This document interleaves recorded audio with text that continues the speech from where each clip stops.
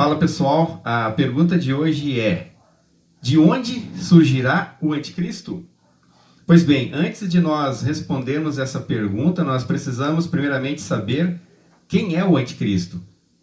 Lembremos-nos que desde o princípio, aquele querubim ungido, ele já teve algumas tentativas de tomar o lugar de Deus, porque o anticristo é aquele que se opõe a Cristo e que quer tomar o lugar de Cristo. E o querubim, aquele querubim ungido, ele desde o princípio, ele já tentou tomar o lugar de Deus, e a gente pode conferir lá em Isaías, no capítulo 14, no versículo 13, onde ele diz: subirei acima das estrelas de Deus e ali firmarei o meu trono. Agora, nós precisamos entender esse versículo porque ele não é extremamente literal. Quando ele diz, subirei acima das estrelas, ele está querendo tomar o lugar de Deus sobre o povo de Deus, ou sobre a criação de Deus. Nós vamos encontrar algumas alusões bíblicas onde se refere a estrelas como o povo de Deus. Essa foi a primeira intenção, ou a primeira investida desse querubim de tomar o lugar de Deus. Porém, quando nessa tentativa que falhou, ele é banido da condição que ele tinha, ele vai se achar aqui na terra totalmente perdido, desabrigado, nu, sem uma casa definida, sem uma morada definida. Então, também a partir de Jesus vai se desenvolver um novo projeto de Deus, onde Jesus agora ele vem com o evangelho, algo totalmente superior à lei de Moisés, e muda também a estratégia de Satanás, e ele quer agora se opor e ocupar o lugar de Cristo. Porém, da mesma forma, colocando o trono dele no coração das pessoas, subindo acima da criação de Deus e ocupando o lugar de Jesus, o qual pertence exclusivamente a Jesus, que é a sua igreja, o seu povo. E esse espírito do anticristo, ele quer ocupar esse lugar. O apóstolo João, ele é o único apóstolo que realmente menciona esse termo anticristo. E ele diz também que nós sabemos que ele vem, porém que ele também já está presente no mundo. Porque anticristo é um espírito, e esse espírito ele quer, na verdade, se personificar em pessoas, primeiramente.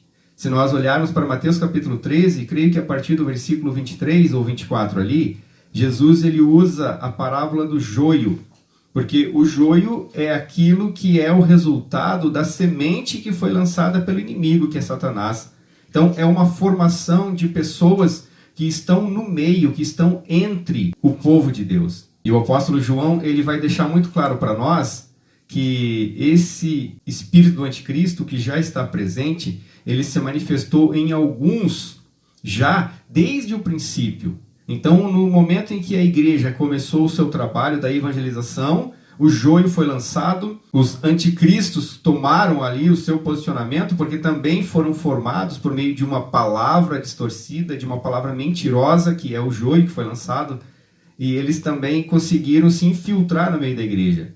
Só que eles, como disse o apóstolo João, eles estavam conosco, mas não eram dos nossos, saíram do nosso meio. Agora, por fim, quando o anticristo realmente se manifestar, nós sabemos que ele vai criar uma forma, porque no princípio Satanás ele quis se assemelhar a Deus. Porém, quando Jesus Cristo vem ao mundo e assume a forma de homem, a forma humana, Satanás ele cria uma outra estratégia. Ele também quer ser reconhecido como alguém humano superior a todos. Por isso que nós temos que ficar atentos, porque há uma possibilidade, uma grande possibilidade do anticristo surgir do povo judeu. Porque o apóstolo João ele diz, saíram do nosso meio. Então tudo começou lá no meio do povo judeu, mas que também começou no meio da igreja de Jesus. Lembrando que o apóstolo João não era evangélico, não era católico, não era budista, ele não era adventista. O apóstolo João era simplesmente um apóstolo da igreja do Senhor Jesus. E ele diz que os anticristos saíram do nosso meio. De que meio? Do meio da igreja. Podemos também entender que, por eles serem judeus, estarem ali, primeiramente fazendo esse trabalho da evangelização, é bem provável também que o anticristo ele seja um judeu, porque sabemos que os judeus não reconheceram Jesus como sendo o Messias e eles ainda aguardam o Messias. E é bem provável que Satanás aproveite dessa expectativa deles, dessa espera que ainda há no coração deles em relação ao Messias, e se manifeste lá entre o povo judeu, porque se o Messias se manifestar numa outra nação, com certeza os judeus também não o aceitarão, terá que ser genuinamente judeu. Jesus fala, né? Porque a salvação vem dos judeus. Então, assim como a salvação vem dos judeus, a abominação virá de lá, sem dúvida nenhuma. E não podemos esquecer que Israel é o relógio do mundo.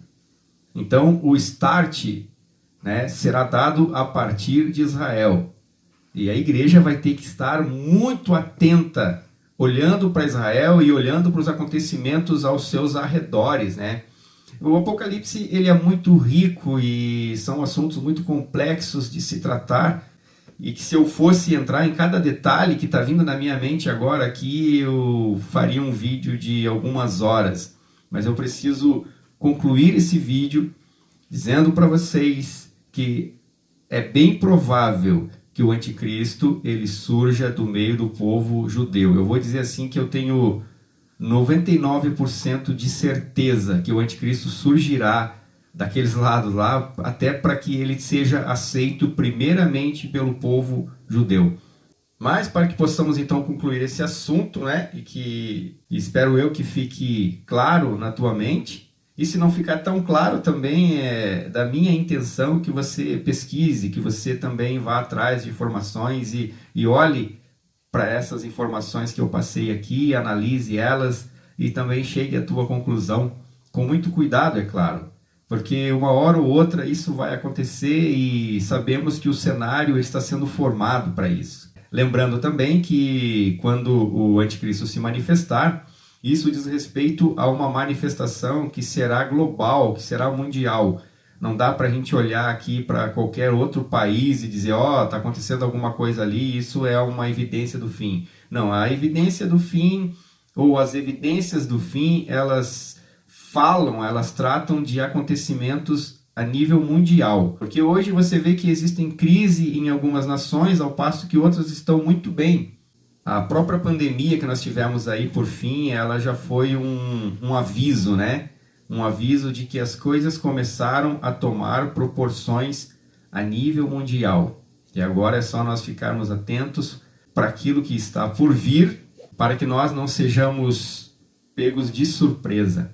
Sempre atentos, sabendo que o espírito do anticristo ele vai criar forma, assim como Cristo se fez carne, o espírito do anticristo também se fará carne em uma determinada pessoa, e essa pessoa ela vai assumir o governo mundial, ela vai resolver o problema do mundo, e esse é um dos motivos que os judeus não creem em Jesus. E o anticristo, sabendo dessa expectativa dos judeus, quando ele realmente se manifestar, ele vai atender a esses requisitos, ele vai totalmente se valer dessa condição de um verdadeiro rei ou de um verdadeiro líder que vai ocupar um lugar de nobreza, um lugar de destaque, e assim ele suprirá as expectativas do povo que olha para um rei e quer ver tudo isso presente na vida dele. Porém, Jesus ele realmente surpreendeu, porque ele não quis de maneira alguma ser reconhecido como alguém influente. O próprio Filipenses 2:5 ali já diz que o sentimento dele foi de se esvaziar de nobreza, de glória, né, dessa aparência que aponta para qualquer riqueza, mas ele quis de fato se achar na condição de homem, e se achando na condição de homem, ele optou por ser pobre.